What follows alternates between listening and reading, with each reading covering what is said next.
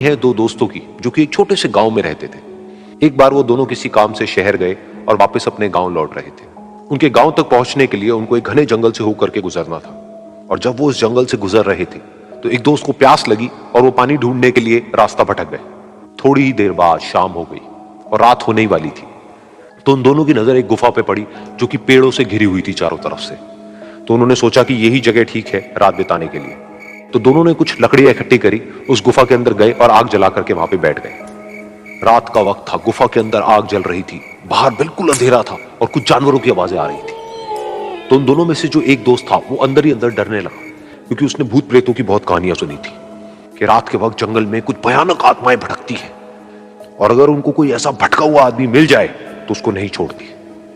तो जब उसने भूत प्रेतों की बात अपने दोस्त से करी तो उसके दोस्त ने हंसते हुए उससे पूछा, क्या कभी तूने किसी भूत को देखा है? तो उसने कहा, नहीं मैंने तो नहीं देखा, लेकिन मेरे कुछ जान पहचान के लोग हैं जिन्होंने देखा है। तो उसके दोस्त ने उसको समझाने की बहुत कोशिश करी कि यार ऐसी सुनी सुनाई बातों पर विश्वास नहीं करते हैं, अब तू सो जा और मुझे भी सोने दे, मुझे नींद आ रही है। और इतना कह करके उसका दोस्त वहीं पर लेट गया और थोड़ी देर में सो गया।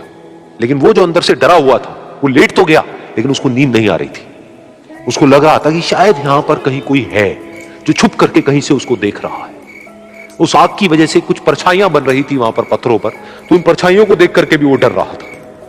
फिर कुछ घंटे तक ऐसे ही चलता रहा। फिर उसके बाद में क्योंकि वो थका हुआ था तो उसको नींद आ गई। लेकिन नींद आने के कुछ देर बाद ही उसको एक सपना आया।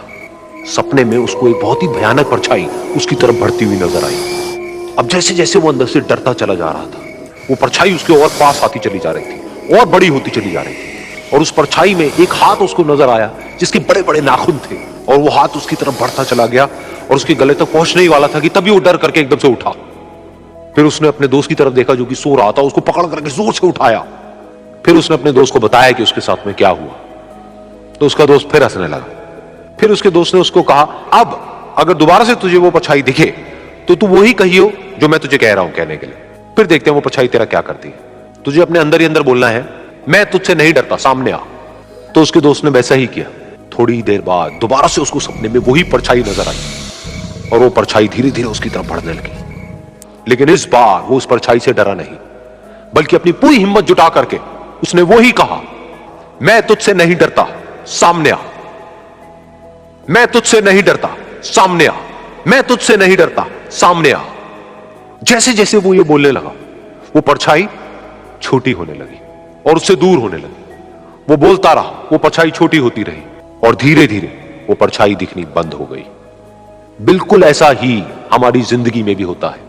हमारे अंदर जितने भी डर है, उससे हम जितना डरते हैं हम उतना ही छोटे होते चले जाते हैं और वो डर उतने ही बड़े होते चले जाते हैं। लेकिन अगर हम अपने अंदर के डरों से नहीं डरते हैं और उसका सामना करते हैं तो दुनिया का ऐसा कोई भी डर नहीं है जो कि हमें डरा पाए।